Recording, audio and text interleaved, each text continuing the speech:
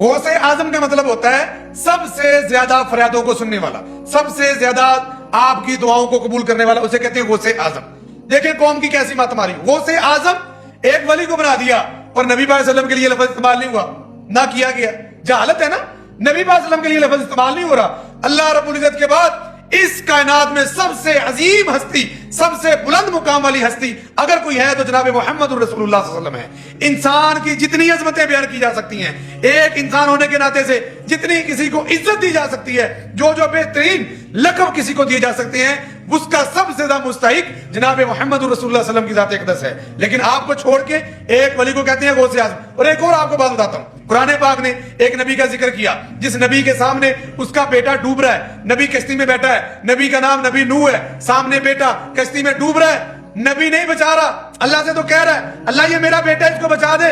اور ایک اور نبی وہ خود کشتی میں بیٹھا ہوا ہے، کشتی بور میں پھنس گئی، نام یونس ہے، یہ کشتی نہیں روک پایا، نبی تو کشتی نہ روک پائے۔ یہ جاہل کہتے ہیں ہاں وہ ہمارا فلاں جو ولی تھا، 11ویں والی سرکار تھی، اس نے 12 سال کے بعد ایک ڈوبی ہوئی برات کی کشتی کو اپنے ہاتھ کے ساتھ یوں اٹھا دیا۔ لے 11ویں والی دا نا تو ڈوبی ہوئی تر جائیں گی، میں نے کہا نہیں، لے 11ویں والی دا نا تو کبھی ہو کے بڑھ جائے گی۔ بہت سے لوگ تعویذات پہنتے ہیں اور پھر پوچھتے ہیں تعویذ بھی شرک ہے، تعویذ بھی شرک ہے۔ یاد رکھیں دو چیزیں ہیں، ایسا تعویذ جس پر قرآن نہ لکھا گیا ہو، ایسا تعویذ جس کے اوپر اپنی طرف سے گنتی لکھ کے غیر اللہ کے نام لکھ کے لٹکایا جاتا ہے، بالاتفاق ایسا تعویذ شرک ہے۔ جس نے لٹکایا ہے اس نے شرک کیا ہے۔ دوسرے نمبر پہ وہ تعویذ جس پہ قرآن لکھا جاتا ہے، آیات لکھی جاتی ہیں، یہ تعویذ بھی شرک ہے، یہ بھی نہیں پہننا چاہیے۔ ہاں یہ بھی نہیں پہننا چاہیے۔ اس کی وجہ کیا ہے؟ وجہ یہ ہے کہ نبی کریم صلی اللہ علیہ وسلم نے جن پر قرآن نازل ہوا ہے، آپ نے اپنی زندگی مبارکہ میں کسی کو تعویذ نہیں دیا، صحابہ اکرام نے کسی کو تعویذ نہیں دیا۔ یہ تعویذ لٹکانا، یہ تعویذ دینا آپ علیہ السلام سے ثابت نہیں ہے۔ اچھا ایک دلیل پیش کرتے ہیں، کہتے ہیں جی آپ یہ بتائیں قرآن پاک شفا ہے کہ نہیں؟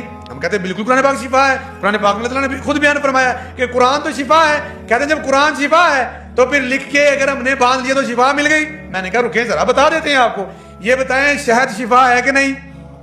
قرآن پاک میں ہی ہے نا، اللہ تعالیٰ نے ہی بیان کیا ہے نا کہ شہد بھی شفا ہے۔ اب آپ مجھے بتائیں ایک بندے کے گلے میں درد ہو رہی ہو، ڈاکٹر اسے کہے، حکیم اسے کہے جا کے شہد استعمال کرو، تو وہ تھوڑا سا شہد لے، پائیا لے لے، ادپا لے لے، 2 چھٹاک لے لے، کسی شاپر میں کسی ڈبی میں بند کر کے اپنے بازو کے ساتھ باندھ لے، آپ ایمانداری سے بتائیں اسے شفا ملے گی؟